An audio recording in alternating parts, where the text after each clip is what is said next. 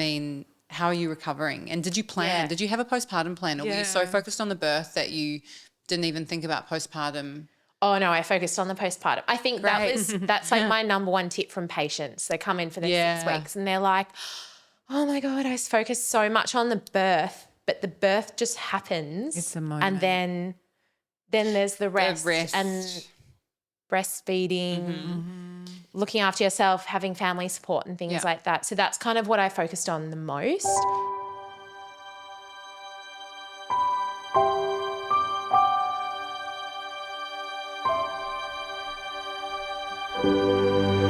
Hello, everyone, and welcome back to No Place Like Home. I'm Jess. We're here with Larissa. Hello. And we have another Jess with us today, the wonderful Jess Jenkins, aka the Mama Physio. Yes. Thank you for joining us. Thank you so much for having me. We're so happy to have you here. And unlike most of our other guests, I know nothing about you. So In the nicest way in possible. the nicest way possible. And I'm so excited to hear about your story and your motherhood journey and what's brought you to this very moment in time. So why don't you tell us a little bit about yourself? Yeah, so for those who don't know me, I'm Jess, and so I'm also known on Instagram as the Mama Physio, which I feel like people think I named it that because I think people assumed I had a child, but it was actually because I'm a women's health physio or pelvic health physio, so that's kind of where that came from. That's how I got onto you. So I have followed you for a little while and I really enjoy your content because there isn't much around pelvic health. Yeah. So yeah, I enjoy your content. I'm fangirling just a little bit. Thank you. So I'm a pelvic health physio, and I'm also a Pilates instructor. I've got an online pre and postnatal Pilates studio as well, which I've kind of like relaunched recently with my own birth of my own daughter and filmed my own journey, I suppose. And I'm a mother of a 5-month-old daughter, Annabelle. So I'm currently on maternity leave, but I'm going back to work a couple of days a week in a month's time. Oh, Amazing. tell us about. Yeah. Sorry, Jess. No. So first child. Yes. Yeah. Beautiful. Yeah. How are you feeling? Good. 5 months postpartum. Yeah, I love being a mum. I feel like gorgeous. Yeah, it's just been so much better than what I thought it would be. Yeah. That's interesting. What did you think it would be?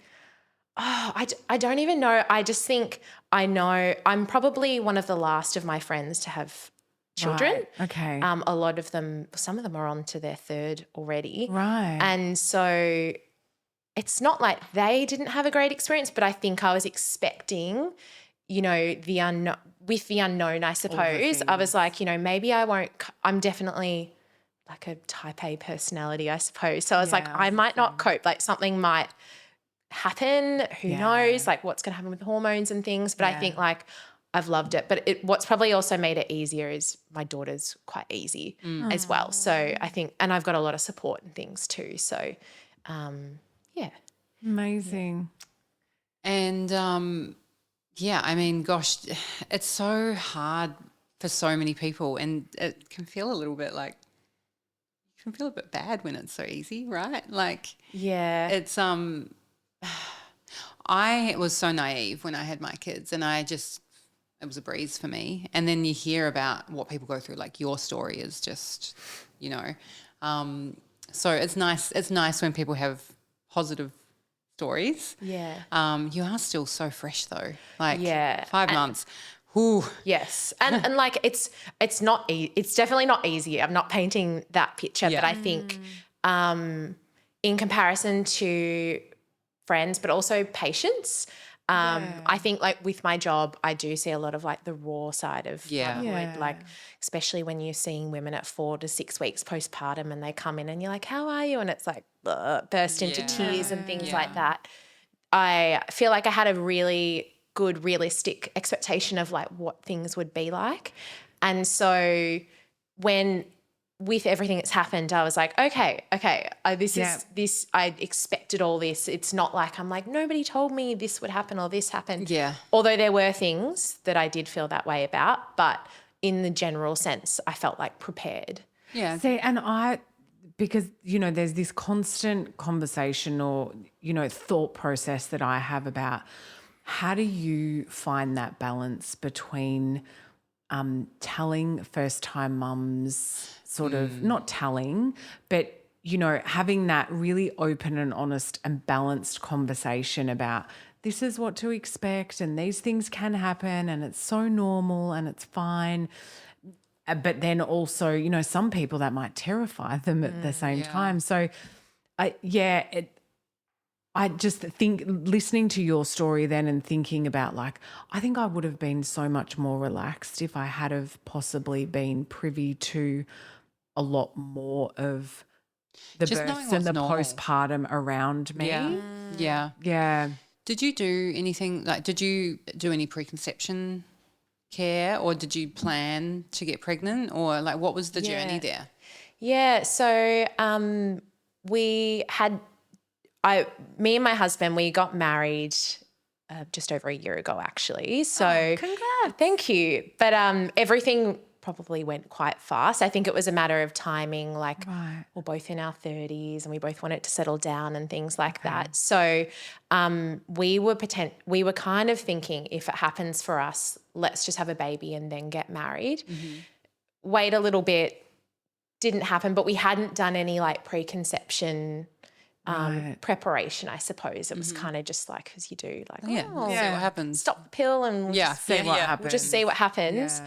And then when we decided we get married first, it was really good because I had 7 to 8 months to prepare and so did my partner as well. Yeah. And we fell pregnant straight away. And I don't know if it's related to any of that, but I saw acupuncturists really regularly, did a bit of herbs. Yeah. I'm self-confessed stress head. So that was kind of my way of being I know I need to manage this, especially with wedding and all that as well. And then onto good quality multivitamins. Yeah. Got my partner onto them too. And then good on you. I think it's definitely a bit of luck as well, but I think I had everything. I felt like everything I'd done as much as I could. Beforehand, which helped, I suppose. So were you pregnant at your wedding? No. No, okay. Yeah. I was trying to do the math straight just after. then and I was like, hang on. Yeah. Yeah. No, Okay, cool. no, straight after. Yeah, straight after. Yeah. A honeymoon baby, maybe. And then did you do much prep for for birth? I did loads. Yeah. And I kind of changed my birth plan right at the last minute as well.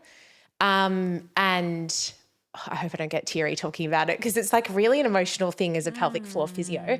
But I did a lot of preparation. I know pre-falling pregnant, I think when I became a pelvic health physio over 10 years ago, I straight away when I heard about everything that happens with birth, because a lot of it people don't, I can understand where people are coming from when they have a baby and pelvic floor things happen and they're like, what? I've never heard of this because I still distinctly remember first learning about everything and being going home to my friends and going, have you heard of a prolapse? Yeah.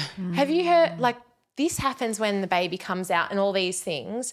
And I think I had a bit of a fear of having a vaginal birth right from the start of that, just learning all these things. And then with time I was like, no, I have all this knowledge and everything like that. And so I did a lot of preparation. I did 2 childbirth education classes. Yeah. I did one with a midwife called Mon. She's the Midi Society. Yeah. So I did hers. That was great. And that was really good because my partner came to both, but I think a lot of the time I was thinking I know a lot of this, but it's for him. Yeah.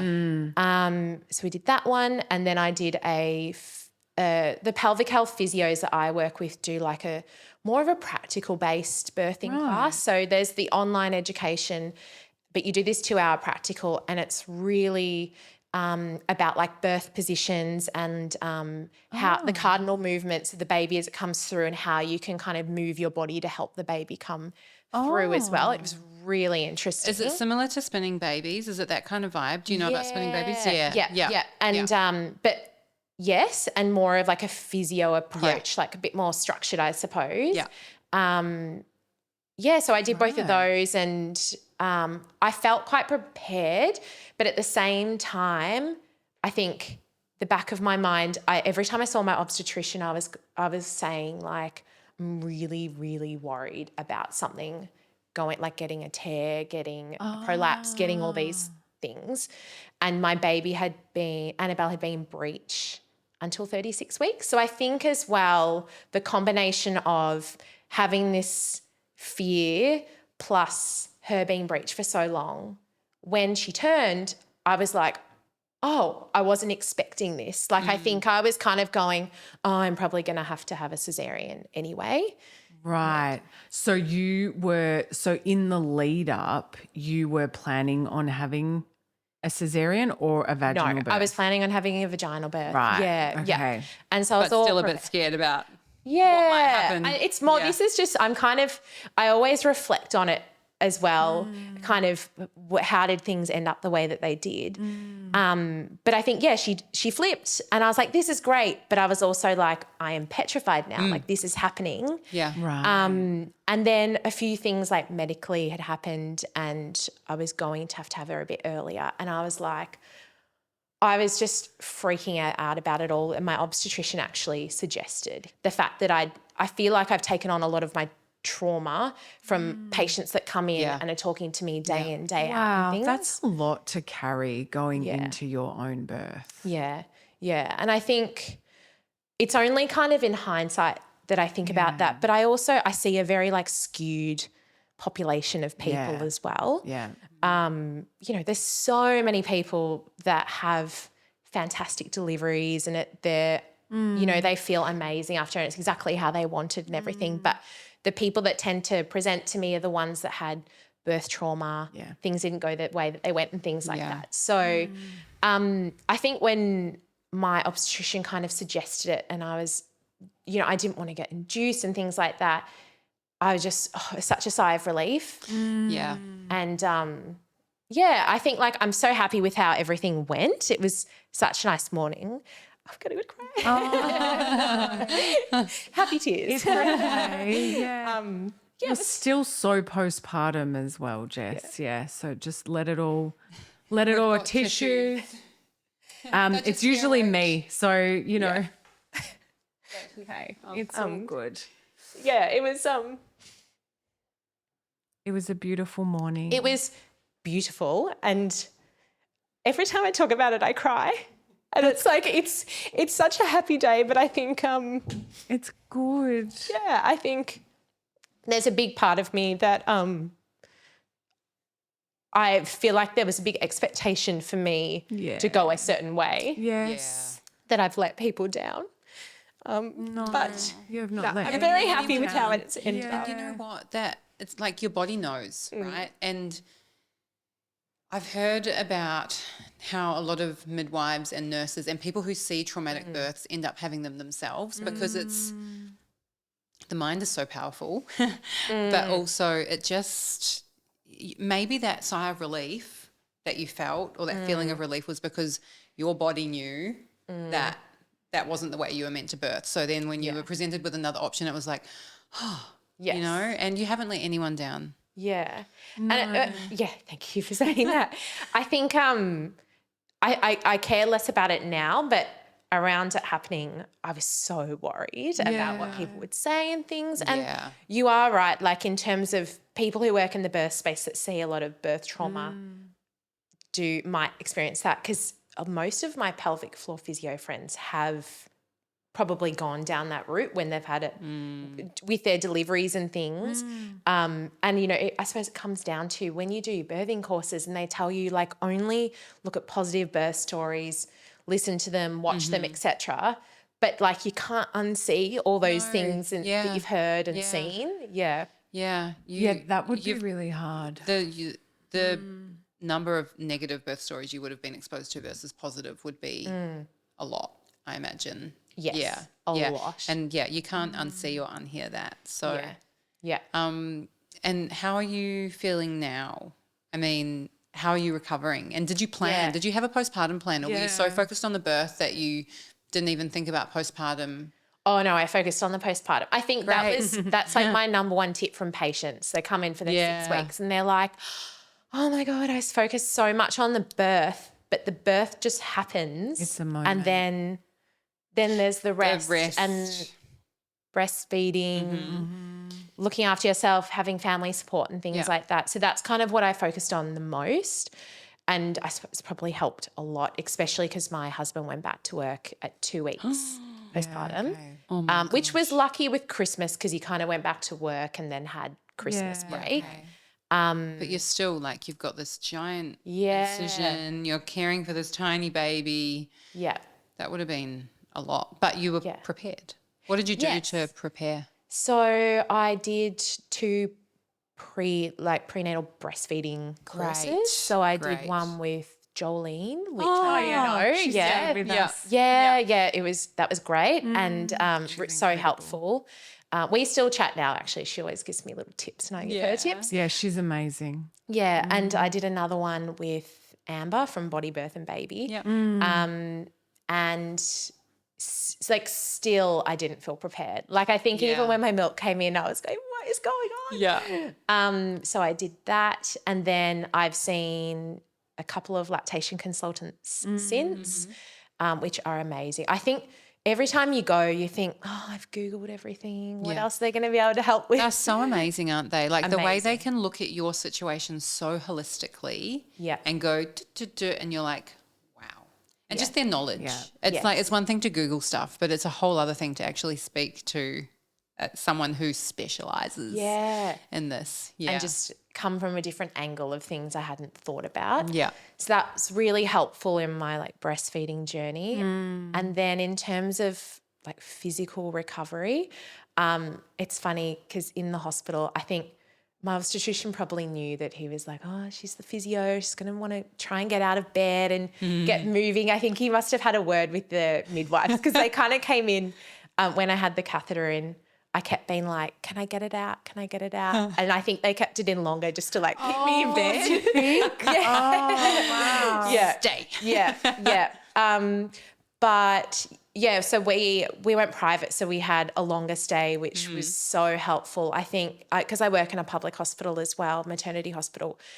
When I got, because they get discharged after 2 nights. When I got to that 3rd day, I was just thinking, how going home. on earth Yeah. do people get discharged feeling like this? I just felt horrendous. That postpartum hormonal drop. Yeah, and Is I not hardly fun. walked outside Yeah. the room. Like, how are you meant to get to the car? Like, Yeah. Oh my gosh. Yeah. And the hormones and milk coming in and everything. And then when I went home, I think having my family super close was very helpful because they pretty much popped in. My mum cooked us almost every meal, I suppose, and we'd stocked the freezer. I was going to ask if you filled your well. freezer. Yeah, good. It was filled to the brim. Yeah, amazing. Of things that we'd cooked. And then I had loads of friends who were dropping off so much, like one-handed snacks, which like I perfect. could not appreciate more at this point in time. And you said you were the last in your friendship group to have a baby, right? One of the last. So Yeah. everyone knows how to look after you. Whereas when you're the Yes. first person in your friendship group to have a baby, people just don't understand. Like they haven't been through it themselves. So unless they've been shown, they don't know like one-handed snacks are key. Yeah. And like here I am, they're bringing over all this food, and I was going, oh my God, I bought them a bottle of Moe. Like, But that's the thing. this is like the last thing you want. You don't know. Like you don't know Yeah. what you don't know. It comes Yeah. up in almost every episode. Yeah. You don't know. You don't know. And that's the other thing. Like I kind of was like to all of them, oh my gosh, I'm so sorry I wasn't there in this capacity for you. But they're like, I get it. Because we've all been in that position. Yeah. I've had that same conversation with my bestie. She's like, it's fine. Yeah. You made up for it with number 2, 3, and 4. Yeah. Yeah. Yeah.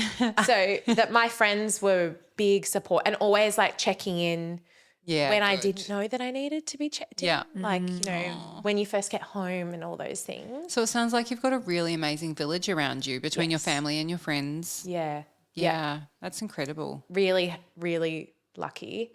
And I had a couple of like postpartum meal Deliveries. packages and Yeah. things like that too, with like Yeah. nourishing meals and things. And that was Amazing. really helpful because you just don't, I just didn't appreciate how you could get to like 3 p.m. and just not have done anything and not have eaten. You can't easily. imagine it, right, until Yeah. you're in it. And even Yeah. now, I've got 2 children, and it's like I know that that's the reality, but I also can't imagine not being able to just like pop your baby down and make some soup. Yeah. But you can't. Yeah. Not in those early days anyway. Yeah.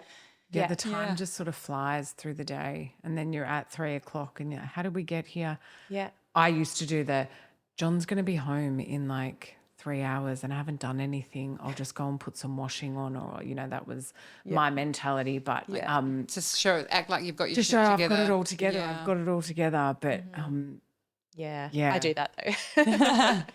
And it's still in the washing machine when he gets home and then he helps put it out. I put it in there. That was my Yeah. achievement for Yeah. the day. I pushed on. Yeah. Amazing.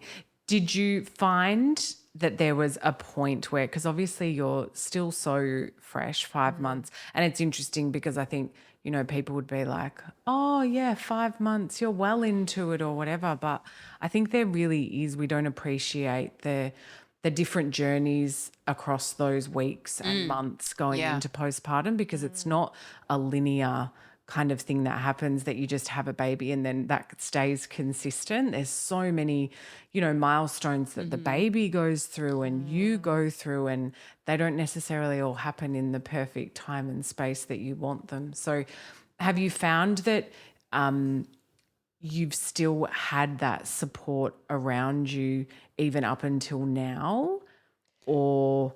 Yeah, I do think it definitely, I think past the drops away, 6 week doesn't it? point, it definitely drops off. Yeah. But then I kind of go, I probably need to reach out to people. Like people were reaching out without me having to put in that much effort, I suppose.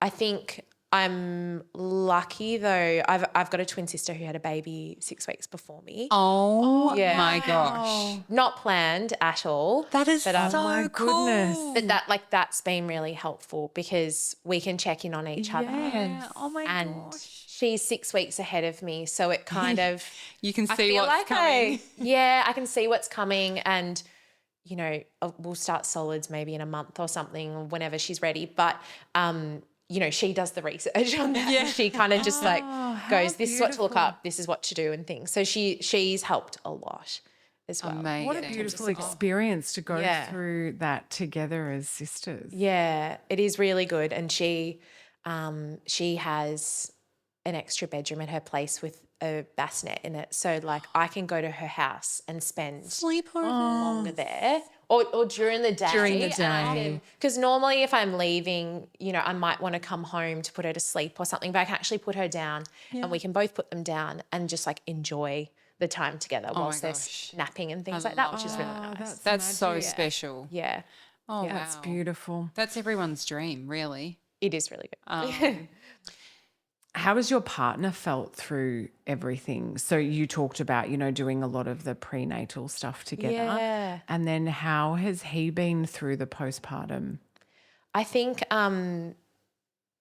to start with, I think he was finding it really, really hard in a sense that I suppose it might be similar for a lot of fathers after they've had their first baby, is that you just feel a bit helpless with everything, but also connecting with the child as well is so different as a male and a female. And I think there's little things that I can see that he can't see and vice versa, in that I think at the start, I used to get a bit upset that I felt like I was only feeding and he was getting all the cuddles and things like that. Okay. Whereas he actually thought the other way around. He was like, she cries whenever I hold her and she's fine with you.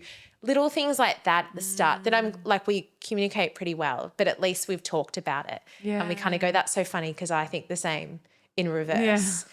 I think he put a lot of pressure. He still does. He puts a lot of pressure on himself to be the perfect father and be there. And I think it's hard when you've got a job that demands a lot of your time. He works relatively long hours and he travels a bit for work too.